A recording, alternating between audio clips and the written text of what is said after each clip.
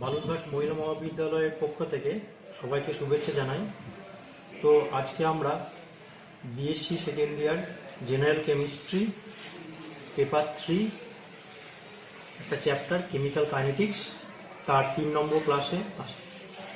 তো আগের ক্লাসে আমরা ফার্স্ট অর্ডার রিয়াকশন কাইনেটিক্সের ইন্টিগ্রেটেড ফর্ম দেখেছিলাম। আজকের ক্লাসে আমরা ফার্স্ট অর্ডার রিয়াকশন কাইনেটিক্সের কিছু গুরুত্বপূর্ণ জিনিস দেখে নেব। ফার্স্ট অর্ডার রিয়াকশন কাইনেটিক্সের যে আমরা ইকুয়েশন পেয়েছিলাম A is equal to A0 e to the power minus kt, এর লগ ফর্ম যদি আমরা দেখি kt is equal to ln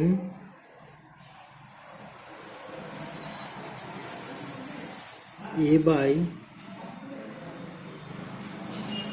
a0, সামনে এখানে নেগেটিভ থাকবে। আর আমরা যদি এটাকে চেঞ্জ করি, যদি শুধু টাইমটাকে জানতে চাই, তাহলে t is equal to 1 by k ln a0 by a, অর্থাৎ বিক্রিয়কের কোন সময়ে বিক্রিয়কের এই পরিমাণ অংশ অবশিষ্ট থাকবে, সেই সময়টা আমরা এই ইকুয়েশন থেকে বের করে নিতে পারব। ধরলাম আমরা প্রথমে কিছু একটা পরিমাণ বিক্রিয়ক নিয়ে বিক্রিয়াটা শুরু করেছিলাম এবং একটা নির্দিষ্ট সময় পর তার গাঢ়ত্ব দাঁড়ালো a, তাহলে সেই সময়টা কত এই ইকুয়েশন থেকে আমরা বের করতে পারবো। যদি আমরা এই ইকুয়েশনটা খেয়াল করি তাহলে দেখব যে বিক্রিয়াটি শেষ হতে কত সময় লাগবে। আমরা যদি শেষ হতে মানে কি a is equal to 0 হবে, এই জিরোটা কখন হবে? যখন t is equal to infinity, অর্থাৎ বিক্রিয়া হতে অসীম সময় লাগছে। তাহলে এখানে আমাদের একটা গুরুত্বপূর্ণ বিষয় নিয়ে আসতে হবে। সেটা কি বলছি? হাফ লাইফ, বাংলায় যাকে বলছি অর্ধায়ু। তোমরা এইচএসে পড়ে এসেছিলে হাফ লাইফ বলতে কি বলে। হাফ লাইফ হচ্ছে যে সময় বিক্রিয়কের গাঢ়ত্ব তার প্রারম্ভিক গাঢ়ত্বের অর্ধেক হয়ে যায়। তাহলে আমরা a is equal to লিখব a0 by 2। তাহলে আমরা যদি এই ইকুয়েশনে বসিয়ে ফেলি তাহলে এটাকে আমরা নাম দিলাম 1 নম্বর ইকুয়েশন।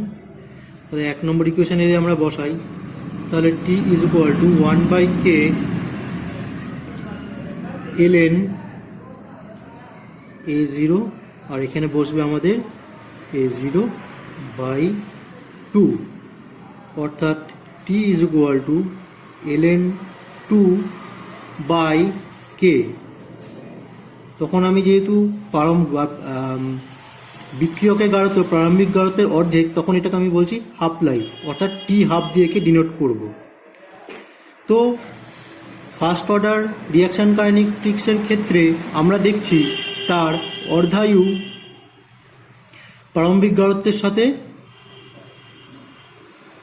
কোনো সম্পর্ক নেই, অর্থাৎ t half is independent of the primary or initial concentration of the reactant.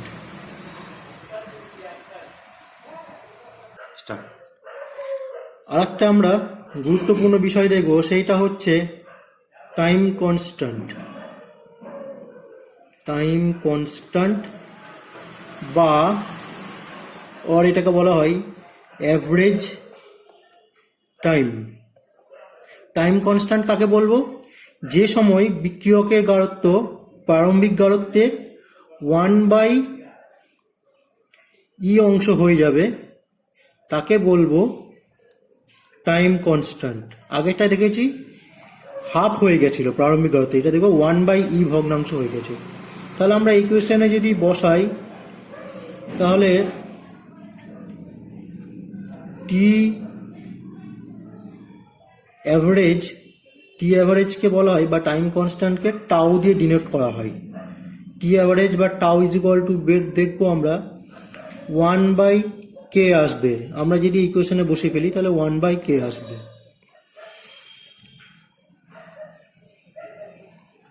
তো এটাকে আমরা কিন্তু অ্যাভারেজ টাইম বলছি। আমরা যদি প্রত্যেকটা বিক্রিয়ক মলিকিউলের বা রিঅ্যাকট্যান্ট মলিকিউলের আয়ু থেকে যদি গণনা করি, তার অ্যাভারেজ লাইফ টাইম যদি বের করতে থাকি, তাহলে আমরা এখানে পৌঁছতে পারি। সেখানে আমাদের কয়েকটা ইন্টিগ্রাল নিয়ে আসতে হবে। সেটা আমি তোমাদের যখন রেডিও অ্যাক্টিভিটি পড়িয়েছিলাম সেখানে বলা হয়েছিল। এবার আমরা ফার্স্ট অর্ডার রিঅ্যাকশন কাইনেটিক্স দেখা হয়ে গেছে। এবার আমরা দেখব সেকেন্ড অর্ডার রিঅ্যাকশন কাইনেটিক্স, এবং তার সাথে সেকেন্ড অর্ডারের চেয়ে যে বেশি হয়, থার্ড অর্ডার, ফোর্থ অর্ডার বা nth অর্ডারের ক্ষেত্রে সেই রিঅ্যাকশানটা কীরকম হবে, তার কাইনেটিক্স আমরা কি করে বের করব, সেগুলি এই চ্যাপ্টার থেকে জানব। তো আমরা এখানে এ পর্যন্ত দেখেছি যে বিক্রিয়ক কত রকমের নেব। আমরা এখানে এক প্রকার বিক্রিয়ক নিয়েই সেই রিঅ্যাকশানটা করছি। সেখানে দুই প্রকার বিক্রিয়কও থাকতে পারে। তো সেই কাইনেটিক্সটা একটু জটিল হবে। তো যেহেতু পাস কোর্স, তাই এক্ষেত্রে আমরা তোমাদের সেই দুই রকম বিক্রিয়ক নিয়ে তার রিঅ্যাকশান কাইনেটিক্স দেখাবো না। সেটা পরবর্তীকালে সময় পেলে সেটা দেখানো হবে।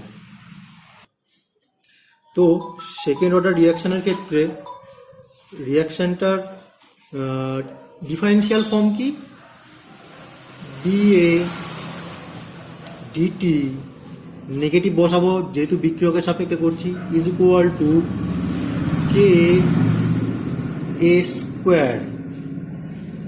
এটাকে আমাকে ইন্টিগ্রেশন করতে গেলে প্রথমে সাজিয়ে নিতে হবে, অর্থাৎ ইন্টিগ্রেশন করার আগে একই প্রকার ভেরিয়েবলগুলিকে একদিকে করব। সেপারেশন অফ ভেরিয়েবল ঠিক নয়, এখানে হচ্ছে এক প্রকার ভেরিয়েবলগুলোকে আমি একদিকে নিয়ে আসছি। তাহলে এখানে আসবে কত, minus DA square is equal to K DT. আমি যখন প্রারম্ভিক সময় অর্থাৎ টি ইজ ইকুয়াল টু 0-তে এর গাঢ়ত্ব কত ছিল, এ 0, আর টি সময়ে তার গাঢ়ত্ব দাঁড়ালো এ। এই লিমিটটা জানলাম। এবার আমরা এটাকে ইন্টিগ্রেশন করব। তো মাইনাস ডিএ স্কোয়ার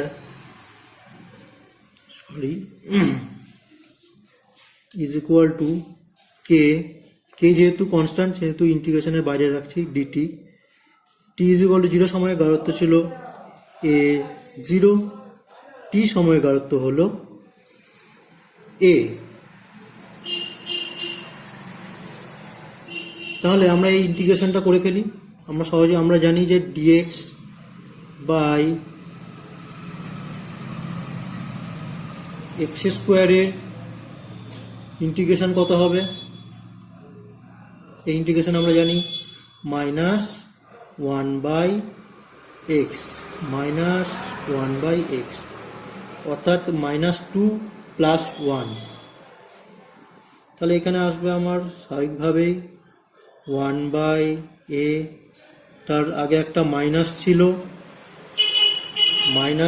সেই মাইনাসে মাইনাসে কাটাকাটি হয়ে যাবে। তাহলে ইন্টিগ্রেশন হবে 1/a a0 a, আর এই ইন্টিগ্রেশনটা kt। তাহলে আমি যদি লিমিট বসিয়ে দিই তাহলে আমার ইন্টিগ্রেশনটা হবে 1/a minus 1/a0 is equal to kt। তাহলে দেখো, যদি আমরা 1/a এর সাথে t এর গ্রাফ আঁকি, অর্থাৎ সময়ের সাথে সাথে গাঢ়ত্ব কীভাবে চেঞ্জ হয়, তাহলে সেখানে আমরা কি পাবো, সেই গ্রাফটা হবে আমার একটা লিনিয়ার গ্রাফ, এদিকে টি আর এদিকে লিখছি 1/a, যার ছেদ হবে 1/a0। এরকম একটা লিনিয়ার গ্রাফ পাবো। সময়ের সাথে সাথে এ কমবে, অর্থাৎ এরকম একটা গ্রাফ পাবো।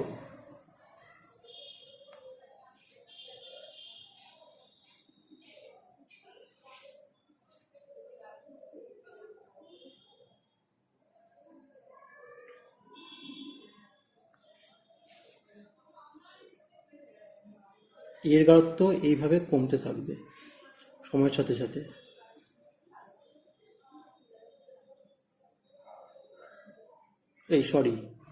এখানে ভুল করা হচ্ছে, 1/a নিয়েছি, এর গাঢ়ত্ব কমবে, তাহলে আমার কি হবে, 1/a এর গাঢ়ত্ব বাড়বে, অর্থাৎ এই টাইপের একটা ইকুয়েশন পাবো।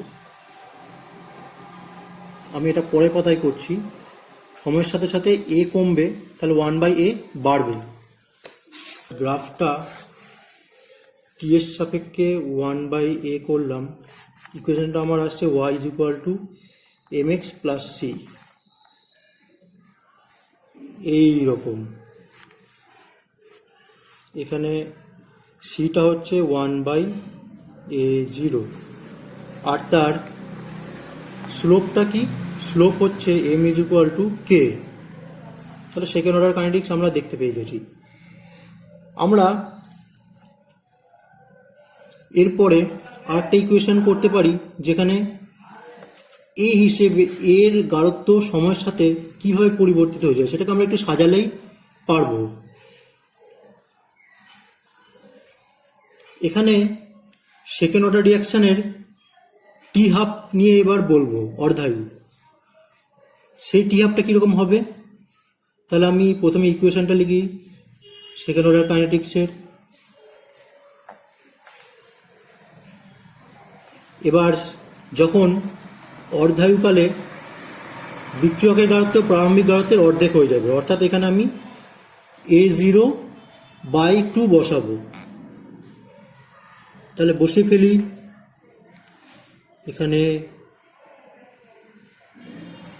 a = a0/2 লিখে দিই, তাহলে তোমাদের সুবিধা হবে বুঝতে। তাহলে এখানে হবে 2/a0 - 1/a0 = kt।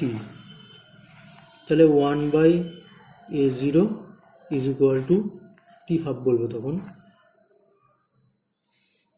kt half. অর্থাৎ এখানে দেখো যে সেকেন্ড অর্ডার রিয়াকশনের ক্ষেত্রে টি হাফ কিন্তু প্রারম্ভিক গাঢ়ত্বের সাথে সম্পর্ক আছে, অর্থাৎ it is dependent on the primary concentration of the reactant. রিয়াক্ট্যান্টের গাঢ়ত্ব, প্রারম্ভিক গাঢ়ত্ব যদি খুব কম হয় তাহলে অর্ধায়ুকাল অনেক বেড়ে যাবে। এটা কিন্তু সেকেন্ড অর্ডার রিয়াকশনের একটা ফিচার। তো সেকেন্ড অর্ডার কাইনেটিক্সে দেখা গেছে যেখানে আমার পরিবেশের কিছু ক্ষতিকারক জিনিস আছে সেগুলো ডিকম্পোজ হয় সেকেন্ড অর্ডার কাইনেটিক্স মানে। সেই ডিকম্পোজিশনের একটা ব্যাপার হচ্ছে, তার যদি প্রারম্ভিক ডিকম্পোজিশনে যে সমস্ত খারাপ পদার্থ থাকবে তাদের প্রারম্ভিক গাঢ়ত্ব যদি খুব কম হয় তাহলে সেগুলো পরিবেশ থেকে যেতে প্রচুর সময় লাগবে, যেহেতু তাদের অর্ধায়ুকাল অনেক বেশি। তো এনভায়রনমেন্ট কেমিস্ট্রিতে এর একটা ভালো অ্যাপ্লিকেশন আছে।